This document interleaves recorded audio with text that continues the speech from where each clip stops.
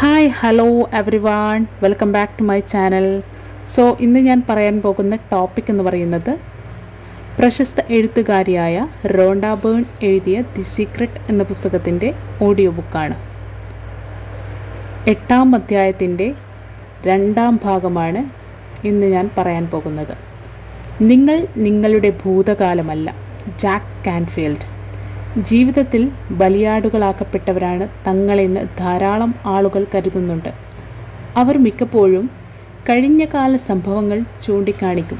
പലപ്പോഴും അത് ദ്രോഹിക്കുന്ന മാതാപിതാക്കൾ, താളം തെറ്റിയ കുടുംബ പശ്ചാത്തലം തുടങ്ങിയവ ആയിരിക്കും. ഏതാണ്ട് 85% കുടുംബങ്ങളും ഇങ്ങനെയൊക്കെയാണെന്ന് മനഃശാസ്ത്രജ്ഞർ പറയുന്നു. അതിനാൽ ഇത് നിങ്ങളുടെ മാത്രം സവിശേഷമായ ഒരു സ്ഥിതിയൊന്നുമല്ല. എൻ്റെ മാതാപിതാക്കൾ മദ്യപാനികളായിരുന്നു. അച്ഛൻ എന്നെ ഉപദ്രവിക്കാറുണ്ട്. എനിക്ക് 6 വയസ്സുള്ളപ്പോൾ അമ്മ വിവാഹമോചനം നേടിപ്പോയി. ഒരു തരത്തിൽ അല്ലെങ്കിൽ മറ്റൊരു തരത്തിൽ ഏതാണ്ട് ഇതുപോലെയൊക്കെയായിരിക്കും മിക്കവരുടെയും കഥകൾ. യഥാർത്ഥ ചോദ്യം ഇതാണ്: ഇപ്പോൾ നിങ്ങൾ എന്തു ചെയ്യാൻ പോകുന്നു? ഇപ്പോൾ നിങ്ങൾ എന്താണ് തിരഞ്ഞെടുക്കുന്നത്? കാരണം ഒന്നുകിൽ നിങ്ങൾക്ക് കഴിഞ്ഞു പോയ കാര്യങ്ങളിൽ തന്നെ മനസ്സ് കേന്ദ്രീകരിച്ചുകൊണ്ട് തുടരാം, അല്ലെങ്കിൽ നിങ്ങൾ എന്ത് വേണം എന്നാഗ്രഹിക്കുന്നുവോ അതിലേക്ക് മനസ്സ് കേന്ദ്രീകരിക്കാം. വേണം എന്നാഗ്രഹിക്കുന്നതിലേക്ക് മനസ്സ് കേന്ദ്രീകരിച്ച് തുടങ്ങിയാൽ വേണ്ടാത്ത കാര്യങ്ങൾ കൊഴിഞ്ഞു പോകാൻ തുടങ്ങും. വേണ്ട കാര്യങ്ങൾ വികാസം പ്രാപിക്കുകയും മറ്റുള്ളവ അപ്രത്യക്ഷമാവുകയും ചെയ്യും. ജീവിതത്തിൻ്റെ ഇരുണ്ട വശങ്ങൾ മാത്രം മനസ്സിൽ തങ്ങി നിൽക്കുന്ന കഴിഞ്ഞകാല ജീവിതത്തിലെ ദൗർഭാഗ്യങ്ങളും നിരാശകളും വീണ്ടും വീണ്ടും മനസ്സിൽ അലയടിക്കുന്ന ഒരു വ്യക്തി ഭാവിയിലും അത്തരത്തിലുള്ള ദൗർഭാഗ്യങ്ങളും നിരാശകളും വന്നു ചേരണമെന്ന് അഭ്യർത്ഥിക്കുകയാണ് വാസ്തവത്തിൽ ചെയ്യുന്നത്. ഭാവിയിൽ ഭാഗ്യദോഷങ്ങൾ മാത്രമേ നിങ്ങൾക്ക് കാണാൻ കഴിയുന്നുള്ളൂ എങ്കിൽ അത്തരം ഭാഗ്യദോഷങ്ങൾ നിങ്ങൾ ചോദിച്ചു വാങ്ങുകയാണ്. അത് തീർച്ചയായും നിങ്ങൾക്ക് കിട്ടുകയും ചെയ്യും. ഫ്രെഡറിക് മൾഫോർഡ്. കഴിഞ്ഞ കാല ജീവിതത്തിലേക്ക് തിരിഞ്ഞു നോക്കിക്കൊണ്ട് അന്നത്തെ കഷ്ടതകളിൽ മനസ്സ് കേന്ദ്രീകരിച്ചു കൊണ്ടിരുന്നാൽ ഇപ്പോൾ നിങ്ങൾ അത്തരം കഷ്ടതകൾ നിറഞ്ഞ സാഹചര്യങ്ങളെ സ്വന്തം ജീവിതത്തിലേക്ക് വിളിച്ചു വരുത്തും. കഴിഞ്ഞു പോയത് എന്തോ ആകട്ടെ, വിട്ടുകളയുക. നിങ്ങൾക്ക് വേണ്ടി നിങ്ങൾ അത് ചെയ്യണം.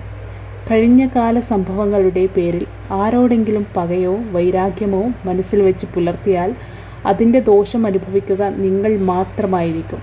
നിങ്ങൾ അർഹിക്കുന്ന ജീവിതം സൃഷ്ടിക്കുവാൻ നിങ്ങൾക്ക് മാത്രമേ കഴിയൂ. വേണം എന്നാഗ്രഹിക്കുന്ന കാര്യങ്ങളിലേക്ക് ബോധപൂർവം മനസ്സ് കേന്ദ്രീകരിക്കുമ്പോൾ, നന്മയുടെ വികാരങ്ങൾ നിങ്ങൾ പ്രസരിപ്പിക്കാൻ തുടങ്ങുമ്പോൾ ആകർഷണ നിയമം പ്രതികരിക്കും. ഒരു തുടക്കം കുറിക്കുക മാത്രമാണ് നിങ്ങൾ ചെയ്യേണ്ടത്. അതിലൂടെ നിങ്ങൾ ആ മാന്ത്രിക ശക്തിയെ കെട്ടയച്ചു വിടുകയാണ്. Lisa Nichols. നിങ്ങളുടെ വിധി രൂപകൽപ്പന ചെയ്യുന്നത് നിങ്ങൾ തന്നെയാണ്. രചയിതാവ് നിങ്ങളാണ്. കഥ നിങ്ങൾ എഴുതുന്നു. പേന നിങ്ങളുടെ കയ്യിൽ തന്നെയുണ്ട്. കഥയുടെ പരിണാമം നിങ്ങൾ നിശ്ചയിക്കുന്നു. Michael Bernard Beckwith. ആകർഷണ നിയമത്തിൻ്റെ ഏറ്റവും മനോഹരമായ ഗുണം ഇതാണ്: നിങ്ങൾക്ക് എവിടെ വേണമെങ്കിലും ആരംഭിക്കാം. യഥാർത്ഥ ചിന്തകൾ ചിന്തിച്ചു തുടങ്ങാം. നിങ്ങൾക്കുള്ളിൽ ശ്രുതിലയസാന്ദ്രമായ സന്തോഷത്തിൻ്റെ വികാരങ്ങൾ സൃഷ്ടിക്കാം. ആകർഷണ നിയമം അതിനനുയോജ്യമായി പ്രതികരിക്കും. ഡോക്ടർ ജോ വിറ്റാലെ. ഇപ്പോൾ നിങ്ങൾക്ക് വ്യത്യസ്തമായ ചില വിശ്വാസങ്ങൾ ഉണ്ടാവാൻ തുടങ്ങിയിരിക്കുന്നു. ഈ പ്രപഞ്ചത്തിൽ എല്ലാവർക്കും വേണ്ടതിലും അധികമുണ്ട്. എനിക്കും പ്രായം കൂടി വരികയല്ല, ഞാൻ ചെറുപ്പമാവുകയാണ് എന്നൊക്കെ പോലെയുള്ള വിശ്വാസങ്ങൾ ആകർഷണ നിയമം പ്രയോഗിച്ച് നമുക്ക് ആവശ്യമുള്ള പോലെ അത് നമുക്ക് സൃഷ്ടിക്കാൻ കഴിയും. Michael Bernard Beckwith. ഇനി നിങ്ങൾക്ക് മോചനം നേടാം.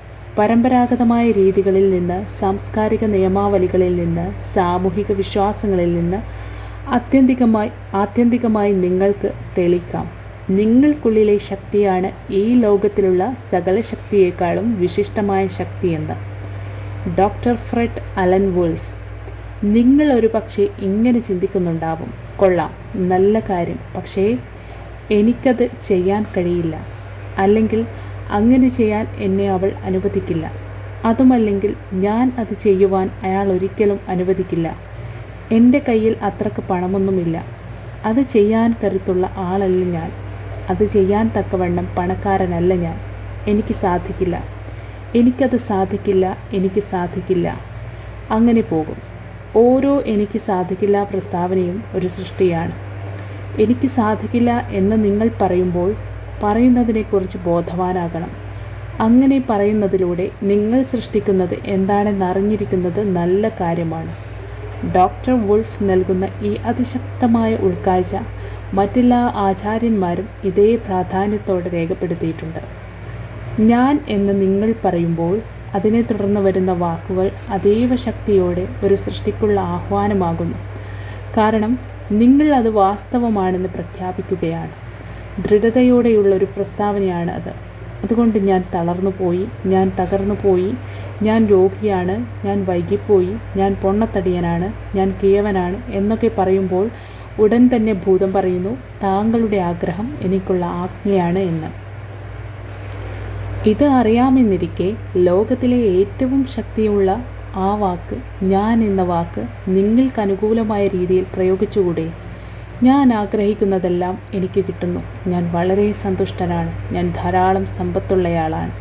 ഞാൻ പൂർണ്ണ ആരോഗ്യമുള്ള വ്യക്തിയാണ്. ഞാൻ എപ്പോഴും കൃത്യസമയം പാലിക്കും. ഞാൻ നിത്യ യൗവനം നേടിയിട്ടുണ്ട്. ഞാൻ സദാ ഊർജ്ജസ്വലനാണ് എന്നിങ്ങനെയൊക്കെ ആയാലെന്താ? ചാൾസ് ഹാനൽ അദ്ദേഹത്തിൻ്റെ മാസ്റ്റർ കീം സിസ്റ്റം എന്ന പുസ്തകത്തിൽ ഇങ്ങനെ പറയുന്നു: ഒരു മനുഷ്യൻ ആഗ്രഹിക്കാവുന്ന എല്ലാ കാര്യങ്ങളെയും സംയോജിപ്പിക്കുന്ന ഒരു പ്രമാണീകരണമുണ്ട്. അത് എല്ലാ കാര്യങ്ങൾക്കും തമ്മിൽ ഒരു ലയം സൃഷ്ടിക്കുന്നു. ഇതിനു കാരണം ഈ പ്രമാണീകരണം കർശനമായും സത്യത്തോട് പൊരുത്തപ്പെടുന്നതായിരിക്കും. സത്യം പ്രത്യക്ഷമാകുമ്പോൾ എല്ലാവിധത്തിലുമുള്ള തെറ്റുകളും പൊരുത്തക്കേടുകളും മറിഞ്ഞുപോയേ തീരൂ. അദ്ദേഹം പറയുന്ന ആ പ്രമാണീകരണം ഇതാണ്: ഞാൻ പൂർണ്ണതയുള്ള ഉദാത്തമായ മികവുള്ള വ്യക്തിയാണ്. എന്നിൽ കരുത്തും ശക്തിയുമുണ്ട്. സ്നേഹവും പൊരുത്തവും സന്തോഷവുമുണ്ട്. നിങ്ങൾ വേണമെന്നാഗ്രഹിക്കുന്നവയെ അദൃശ്യമായ അവസ്ഥയിൽ നിന്ന് ദൃശ്യമായി മാറ്റുക പ്രയാസമുള്ള പണിയാണെന്ന് തോന്നുന്നുവെങ്കിൽ ഈ എളുപ്പ വഴി പരീക്ഷിച്ചു നോക്കുക. നിങ്ങൾ ആഗ്രഹിക്കുന്നതിനെ പരമമായ വസ്തുതയായി കാണുക. അങ്ങനെ ചെയ്താൽ നിങ്ങൾ ആഗ്രഹിക്കുന്നത് പ്രകാശവേഗത്തിൽ സാക്ഷാത്കരിക്കപ്പെടും. നിങ്ങൾ ആവശ്യപ്പെടുന്ന നിമിഷത്തിൽ അത് പ്രപഞ്ചത്തിൻ്റെ ആത്മീയ മണ്ഡലത്തിൽ യാഥാർത്ഥ്യമായി കഴിഞ്ഞു. ആ മണ്ഡലം എല്ലാം ഉൾക്കൊള്ളുന്നതാണ്. നിങ്ങൾ മനസ്സിൽ എന്തെങ്കിലും വിഭാവനം ചെയ്യുകയും അത് യഥാർത്ഥമാണെന്ന് സ്വയം മനസ്സിലാക്കുകയും ചെയ്താൽ പിന്നെ അത് സാക്ഷാത്കരിക്കും എന്ന കാര്യത്തിൽ സംശയമേയില്ല. ഈ നിയമം നിങ്ങൾക്ക് വേണ്ടി ചെയ്യുന്ന കാര്യങ്ങൾക്ക് പരിധിയില്ല. നിങ്ങളുടെ ശ്രേഷ്ഠ മാതൃകയിൽ വിശ്വാസമർപ്പിക്കുക. ആ ശ്രേഷ്ഠ മാതൃക നിങ്ങൾ സഫലീകരിച്ച് യാഥാർത്ഥ്യമാണെന്ന് കരുതുക. ചാൾസ് ഹാനൽ. ഹെൻറി ഫോർഡ് തൻ്റെ മോട്ടോർ വാഹനം എന്ന ആശയം ലോകത്തിനു മുമ്പിൽ അവതരിപ്പിച്ചപ്പോൾ ചുറ്റുമുള്ളവർ പരിഹസിച്ചു. ഇയാളൊരു ഭ്രാന്തനാശയവും കൊണ്ട് നടക്കുകയാണ് എന്നവരെല്ലാം കരുതി. പക്ഷേ അദ്ദേഹത്തെ പരിഹസിച്ച ആളുകൾക്ക് അറിയാത്ത കാര്യം ഹെൻറി ഫോർഡിന് അറിയാമായിരുന്നു. അദ്ദേഹത്തിൻ്റെ രഹസ്യം അറിയാമായിരുന്നു. പ്രപഞ്ചത്തിൻ്റെ നിയമം അറിയാമായിരുന്നു. നിങ്ങൾക്ക് സാധിക്കും എന്ന് നിങ്ങൾക്ക് തോന്നുന്നുണ്ടാവാം, അല്ലെങ്കിൽ സാധിക്കില്ല എന്ന് തോന്നുന്നുണ്ടാവാം. രണ്ട് തോന്നലും ശരിയാണ്. ഹെൻറി ഫോർഡ്: നിങ്ങൾക്ക് സാധിക്കുമെന്ന് കരുതുന്നുണ്ടോ? എങ്കിൽ ആ അറിവ് കൊണ്ട് എന്തും നേടാനാവും, ചെയ്യാനും കഴിയും. മുൻപ് നിങ്ങൾ സ്വന്തം കഴിവിനെക്കുറിച്ച് ശരിക്കും മനസ്സിലാക്കിയിട്ടില്ലായിരിക്കാം. ഇപ്പോൾ നിങ്ങൾക്കറിയാമല്ലോ അതിശ്രേഷ്ഠമായ മനസ്സാണ് നിങ്ങളുടേതെന്ന്. ഈ ശ്രേഷ്ഠമായ മനസ്സുകൊണ്ട് നിങ്ങൾ ആഗ്രഹിക്കുന്നതെന്തും സാക്ഷാത്കരിക്കുവാൻ നിങ്ങൾക്ക് കഴിയും. ഏത് കണ്ടുപിടുത്തവും, ഏത് പ്രചോദനവും, ഏതുത്തരവും, ഏത് കാര്യവും സാധ്യമാകും. നിങ്ങൾ ആഗ്രഹിക്കുന്നതെന്തും ചെയ്യാൻ കഴിയും. വാക്കുകളാൽ വിവരിക്കാനാവാത്ത ഒരു വിശിഷ്ട പ്രതിഭയാണ് നിങ്ങൾ. ഇത് നിങ്ങളോട് തന്നെ പറയുക. യഥാർത്ഥത്തിൽ നിങ്ങൾ ആരാണെന്ന് സ്വയം തിരിച്ചറിയുക. Michael Bernard Beckwith. ഇതിന് എന്തെങ്കിലും പരിധിയുണ്ടോ? യാതൊന്നുമില്ല. നമുക്ക് പരിധികളില്ല, പരിമിതികളും ഇല്ല.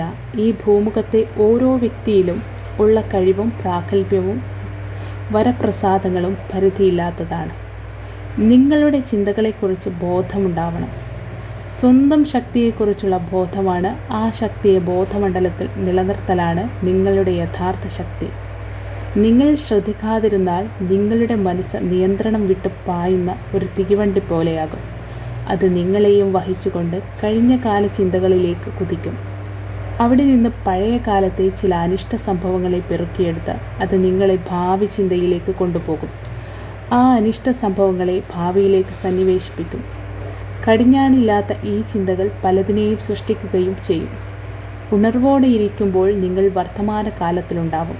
നിങ്ങളുടെ ചിന്തകൾ എന്താണെന്ന് നിങ്ങൾ അറിയും. നിങ്ങളുടെ ചിന്തകൾ നിങ്ങളുടെ നിയന്ത്രണത്തിലാണ്. അത് തന്നെയാണ് എല്ലാ ശക്തിയുടെയും ആസ്ഥാനം. എങ്ങനെയാണ് കൂടുതൽ ബോധവാനാവുക? അതിനുള്ള ഒരു വഴി, ഞാൻ എന്താണ് ചിന്തിക്കുന്നത്, ഇപ്പോൾ എന്നിലുള്ള വികാരാനുഭവം എന്താണ് എന്ന് സ്വയം ചോദിക്കുക എന്നതാണ്. ചോദിക്കുന്ന നിമിഷത്തിൽ തന്നെ നിങ്ങളിൽ ആ ബോധം ഉണരുന്നു. കാരണം നിങ്ങൾ മനസ്സിനെ വർത്തമാനകാലത്തിലേക്ക് തിരികെ കൊണ്ടുവന്നിരിക്കുന്നു. നിങ്ങൾ ചിന്തിക്കുമ്പോഴെല്ലാം ഇപ്പോൾ എന്ന അവസ്ഥയെക്കുറിച്ചുള്ള ബോധത്തിലേക്ക് സ്വയം കൊണ്ടുവരിക. ദിവസേന 100 കണക്കിന് തവണ ഇത് ആവർത്തിക്കുക. എന്തുകൊണ്ടെന്നാൽ ഓർക്കുക, നിങ്ങളുടെ ശക്തി എന്നത് നിങ്ങളുടെ ശക്തിയെക്കുറിച്ചുള്ള നിങ്ങളുടെ ബോധമാണ്. ഓർമ്മിക്കുക എന്ന വാക്കുകളിലൂടെ മൈക്കിൾ ബെർണാഡ് ബെക്ക്വിത്ത് ശക്തിയെക്കുറിച്ചുള്ള അവബോധം എന്ന ആശയത്തിൻ്റെ ആകെത്തുക വ്യക്തമാക്കുന്നു. ഈ വാക്കുകൾ എൻ്റെ ജീവിതത്തിൻ്റെ തീം സോങ്, പ്രതിപാദന ഗാനമായി മാറിയിരിക്കുന്നു. എൻ്റെ മനസ്സ് നിയന്ത്രണം വിട്ടു പോവുകയും നിലവിട്ട് പെരുമാറുകയും ചെയ്യാൻ തുടങ്ങുമ്പോഴൊക്കെ സ്വയം കൂടുതൽ ബോധം നേടുന്നതിനും അതിലൂടെ ഓർമ്മിക്കുന്നതിനു വേണ്ടി എന്നെ ചെറുതായൊന്ന് തട്ടി ഉണർത്താൻ ഞാൻ പ്രപഞ്ചത്തോട് ആവശ്യപ്പെടാറുണ്ട്. ഈ തട്ടി ഉണർത്തൽ ഞാൻ അറിയാതെ എന്തിലെങ്കിലും മുട്ടുന്നതായോ, എൻ്റെ കയ്യിൽ നിന്ന് എന്തെങ്കിലും താഴെ വീഴുന്നതായോ, ഒരു വലിയ ശബ്ദമായോ സൈറൻ മുഴങ്ങുന്നതായോ ഒക്കെ സംഭവിക്കാം. ഈ സൂചന കിട്ടിയാലുടൻ ഞാൻ സ്വയം ചോദിക്കും, എന്താണ് ഞാൻ ഇപ്പോൾ ചിന്തിക്കുന്നത്? എൻ്റെ വികാരാനുഭവം എന്താണ്? എനിക്കതിനെക്കുറിച്ച് ബോധമുണ്ടോ? ഞാൻ ഇത് ചെയ്യുന്ന നിമിഷത്തിൽ എനിക്ക് അതേക്കുറിച്ച് ശരിയായ ബോധമുണരുന്നു. എനിക്ക് ബോധമുണ്ടോ എന്ന് നിങ്ങൾ സ്വയം ചോദിക്കുന്ന ആ നിമിഷത്തിൽ നിങ്ങൾ അതിലേക്ക് എത്തുന്നു. നിങ്ങൾക്ക് ബോധം കൈവരുന്നു. ശക്തിയുടെ യഥാർത്ഥ രഹസ്യം ആ ശക്തിയെക്കുറിച്ചുള്ള ബോധം തന്നെയാണ്. ചാൾസ് ഹാനൽ. ഈ രഹസ്യത്തിൻ്റെ ശക്തിയെക്കുറിച്ച് നിങ്ങൾ ബോധവാനാകുമ്പോൾ, അത് ഉപയോഗിക്കാൻ തുടങ്ങുമ്പോൾ നിങ്ങളുടെ എല്ലാ ചോദ്യങ്ങൾക്കും ഉത്തരം ലഭിക്കുന്നു. ആകർഷണ നിയമത്തെക്കുറിച്ച് നിങ്ങൾ കൂടുതൽ ആഴത്തിൽ മനസ്സിലാക്കി തുടങ്ങിയാൽ ചോദ്യങ്ങൾ ചോദിക്കുക എന്നൊരു ശീലം വളർത്തിയെടുക്കാം. അപ്പോൾ നിങ്ങൾക്ക് ഓരോ ചോദ്യത്തിനും ഉത്തരം ലഭിക്കും. ആ ആവശ്യത്തിനായി ഈ പുസ്തകം നിങ്ങൾക്ക് ഉപയോഗിക്കാം. ഏതെങ്കിലും ഒരു ചോദ്യത്തിന് ഉത്തരം അല്ലെങ്കിൽ ജീവിതത്തിലെ ഏതെങ്കിലും ഒരു കാര്യത്തിന് മാർഗനിർദ്ദേശം നിങ്ങൾ തേടുകയാണെങ്കിൽ അത് ചോദിക്കുക. നിങ്ങൾക്കത് കിട്ടും എന്ന് വിശ്വസിക്കുക. എന്നിട്ട് ഈ പുസ്തകത്തിലെ ഏതെങ്കിലും ഒരു പേജ് തുറക്കുക. നിങ്ങൾ തുറക്കുന്ന ആ പേജിൽ നിങ്ങളുടെ ചോദ്യത്തിന് ഉത്തരം, നിങ്ങൾ തേടുന്ന മാർഗനിർദ്ദേശം നിങ്ങൾക്ക് കാണാം. സത്യത്തിൽ ഈ പ്രപഞ്ചം നിങ്ങളുടെ ജീവിതത്തിലുടനീളം നിങ്ങൾക്ക് ഉത്തരങ്ങൾ തന്നുകൊണ്ടിരിക്കുന്നുണ്ടായിരുന്നു. പക്ഷേ അതിനെക്കുറിച്ചുള്ള ബോധമില്ലാതിരുന്നതിനാൽ നിങ്ങൾക്കവ സ്വീകരിക്കാൻ കഴിഞ്ഞില്ല. നിങ്ങളുടെ ചുറ്റുമുള്ള എല്ലാറ്റിനെക്കുറിച്ചും ബോധമുണ്ടാവണം. കാരണം ഓരോ നിമിഷവും നിങ്ങളുടെ ചോദ്യങ്ങൾക്ക് ഉത്തരങ്ങൾ വന്നുകൊണ്ടിരിക്കുകയാണ്. ആ ഉത്തരങ്ങൾ നിങ്ങളിലേക്ക് എത്താൻ എണ്ണമറ്റ വഴികളുണ്ട്. പത്രത്തിൽ നിങ്ങളുടെ ശ്രദ്ധ ആകർഷിക്കുന്ന ഒരു തലവാചകത്തിലൂടെയാകാം, മറ്റാരോ സംസാരിക്കുന്നത് കേൾക്കാൻ ഇടയാകുന്നതിലൂടെയാവാം, റേഡിയോവിൽ കേൾക്കുന്ന ഒരു ഗാനത്തിലൂടെയാവാം, അതുവഴി കടന്നു പോകുന്ന ഒരു വാഹനത്തിൽ കണ്ട ഒരു പരസ്യത്തിലൂടെയാവാം, അല്ലെങ്കിൽ പെട്ടെന്നുണ്ടാവുന്ന ഒരു പ്രചോദനത്തിലൂടെയാവാം. ഓർമ്മിക്കുക, ബോധത്തോടെ ഇരിക്കുക. സ്വന്തം ജീവിതത്തിലും മറ്റുള്ളവരുടെ ജീവിതത്തിലും ഞാൻ ശ്രദ്ധിച്ച കാര്യം, നമ്മൾ നമ്മളെക്കുറിച്ച് വേണ്ടത്ര നല്ലത് ചിന്തിക്കുന്നില്ല. നമ്മൾ പൂർണ്ണമായി സ്വയം സ്നേഹിക്കുന്നില്ല എന്നതാണ്. നമ്മൾ സ്വയം സ്നേഹിക്കാതിരുന്നാൽ നമ്മൾ ആഗ്രഹിക്കുന്ന കാര്യങ്ങൾ നമ്മളിലേക്ക് എത്തിച്ചേരില്ല. സ്വയം സ്നേഹിക്കാതിരിക്കുമ്പോൾ വാസ്തവത്തിൽ നമ്മൾ അവയെ നമ്മിൽ നിന്ന് അകറ്റുകയാണ്. നമ്മൾ ആഗ്രഹിക്കുന്നതിനെല്ലാം, അതെന്തുമാകട്ടെ, പ്രചോദനം സ്നേഹമാണ്. യുവത്വം, പണം, ഉത്തമ പങ്കാളി, ജോലി, നല്ല ശരീരം, ആരോഗ്യം, ഇവയെല്ലാം നേടുക എന്നാൽ സ്നേഹം എന്ന വികാരം അനുഭവിക്കലാണ്. എന്തിനെയെങ്കിലും നമ്മളിലേക്ക് ആകർഷിക്കണമെങ്കിൽ നമ്മൾ സ്നേഹം പ്രസരിപ്പിക്കണം. അപ്പോൾ അവയെല്ലാം തൽക്ഷണം പ്രത്യക്ഷമാകും. പക്ഷേ സ്നേഹത്തിൻ്റെ ഏറ്റവും ഉന്നതമായ തരംഗം പ്രസരിപ്പിക്കണമെങ്കിൽ നിങ്ങൾ സ്വയം സ്നേഹിക്കണം. ഇത് പലർക്കും ബുദ്ധിമുട്ടുള്ള കാര്യമാണ്. ബാഹ്യമായതിൽ, ഇപ്പോൾ കൺമുന്നിലുള്ളതിൽ മാത്രം മനസ്സ് കേന്ദ്രീകരിച്ചാൽ നിങ്ങൾക്ക് കാലിടറിപ്പോകും. നിങ്ങളെക്കുറിച്ച് നിങ്ങൾ കാണുന്നത്, മനസ്സിൽ തോന്നുന്നത് നിങ്ങളുടെ പഴയ ചിന്തകളുടെ ഫലമാണ്. നിങ്ങൾ സ്വയം സ്നേഹിക്കുന്നില്ലെങ്കിൽ മുൻപ് നിങ്ങളിലുണ്ടെന്ന് കരുതിയ ഒരുപാട് കുറ്റങ്ങളും കുറവുകളും നിറഞ്ഞ ഒരു വ്യക്തിയായിരിക്കും ഇപ്പോഴും നിങ്ങളുടെ പ്രതിരൂപമായി കാണുക. പൂർണ്ണമായും സ്വയം സ്നേഹിക്കാൻ കഴിയണമെങ്കിൽ നിങ്ങൾ നിങ്ങളെ ഒരു പുതിയ മാനത്തിൽ വീക്ഷിക്കണം. നിങ്ങളുടെ ഉള്ളിലുള്ള സാന്നിധ്യം ശരിക്കും അറിയണം. ഒരു നിമിഷം അനങ്ങാതിരിക്കുക. നിങ്ങൾക്കുള്ളിലുള്ള ജീവസാന്നിധ്യം അനുഭവിക്കുക. ആ സാന്നിധ്യത്തിൽ നിങ്ങൾ മനസ്സ് കേന്ദ്രീകരിച്ചാൽ അത് നിങ്ങൾക്ക് മുന്നിൽ സ്വയം വെളിപ്പെടും. പരിശുദ്ധമായ സ്നേഹത്തിൻ്റെയും നിർവൃതിയുടെയും വികാരമാണത്. പരിപൂർണതയാണത്. നിങ്ങൾ എന്ന പരിപൂർണത, നിങ്ങൾ എന്ന യാഥാർത്ഥ്യം. ആ സാന്നിധ്യത്തിൽ നിങ്ങളുടെ മനസ്സ് കേന്ദ്രീകരിക്കുമ്പോൾ, അതിനെ നിങ്ങൾ അനുഭവിക്കുമ്പോൾ, സ്നേഹിക്കുമ്പോൾ, ആ സാന്നിധ്യത്തെ നിങ്ങൾ സ്തുതിക്കുമ്പോൾ, നിങ്ങൾ പൂർണ്ണമായും നിങ്ങൾ സ്നേഹിക്കും. ഒരുപക്ഷേ നിങ്ങളുടെ ജീവിതത്തിൽ ആദ്യമായി എപ്പോഴെങ്കിലും വിമർശനാത്മകമായ കണ്ണുകളോടെ നിങ്ങൾ നിങ്ങളെ തന്നെ നോക്കാൻ ഇടവന്നാൽ ഉടൻ തന്നെ നിങ്ങളുടെ ഉള്ളിലുള്ള ആ സാന്നിധ്യത്തിലേക്ക് ശ്രദ്ധ മാറ്റുക. ആ പൂർണ്ണത നിങ്ങൾക്ക് മുമ്പിൽ സ്വയം വെളിപ്പെടുത്തും. അങ്ങനെ നിങ്ങൾ ചെയ്യുമ്പോൾ നിങ്ങളുടെ ജീവിതത്തിൽ കാണപ്പെട്ടിരുന്ന കുറവുകളും പോരായ്മകളും മാഞ്ഞു പോകും. കാരണം ഈ സാന്നിധ്യത്തിൻ്റെ പൂർണ്ണതയ്ക്ക് മുമ്പിൽ ന്യൂനതകൾക്ക് നിലനിൽക്കാൻ കഴിയില്ല.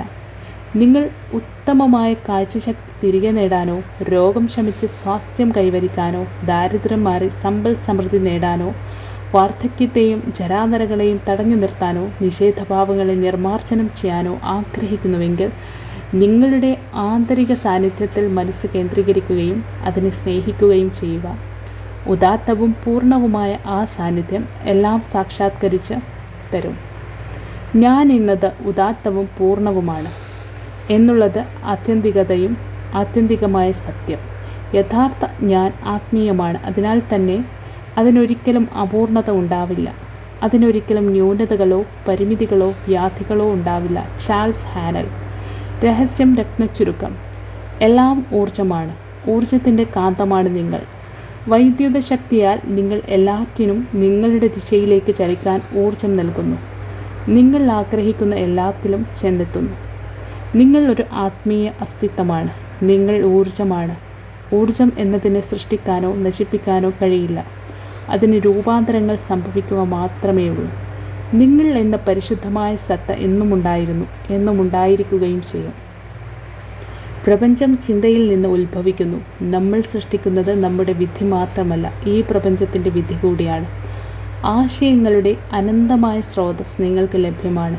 എല്ലാ അറിവുകളും കണ്ടുപിടുത്തങ്ങളും കണ്ടെത്തലുകളും പ്രപഞ്ച മനസ്സിൽ സാധ്യതകളായി നിലനിന്നിരുന്നു. മനുഷ്യ മനസ്സുകൾക്ക് കണ്ടെടുത്ത് പ്രയോഗിക്കാനായി അവ കാത്തിരിക്കുകയായിരുന്നു. നിങ്ങളെല്ലാം നിങ്ങളുടെ ബോധമണ്ഡലത്തിൽ സൂക്ഷിക്കുന്നു. നമ്മളെല്ലാം പരസ്പരം ബന്ധപ്പെട്ടിരിക്കുന്നു. നമ്മളെല്ലാം ഒന്നാണ്. നമുക്ക് കൈയൊയ്യാം. കഴിഞ്ഞ കാലത്തെ കഷ്ടതകളെ, സാംസ്കാരിക നിയമാവലികളെ, സാമൂഹിക വിശ്വാസങ്ങളെ എല്ലാം. നിങ്ങൾ അർഹിക്കുന്ന ജീവിതം സൃഷ്ടിക്കുവാൻ കഴിവുള്ള ഒരേ ഒരാൾ നിങ്ങൾ മാത്രമാണ്. നിങ്ങളുടെ അഭിലാഷങ്ങളെ സാക്ഷാത്കരിക്കാൻ ഒരു എളുപ്പവഴിയുണ്ട്. നിങ്ങൾ ആഗ്രഹിക്കുന്നതിനെ പരമമായ യാഥാർത്ഥ്യമായി കാണുക.